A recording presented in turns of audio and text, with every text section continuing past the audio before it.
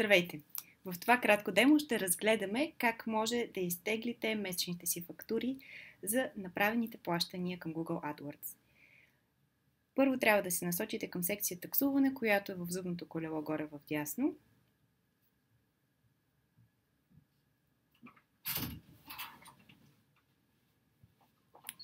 Зареждайки секция таксуване, фактурите се издават на месечна база до 5 число на следващия месец.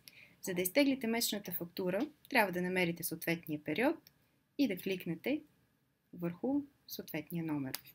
Тук няма никакъв запис на получени плащания, тъй като е нямало никаква активност в съответния профил. Но така може да извадите всяка една фактура. Тук може би забелязвате, че се зареждат само последните 3 месеца. За да извадите фактури, които са за по-заден период, трябва да изберете това от този бутон, избирайки през цялото време, например.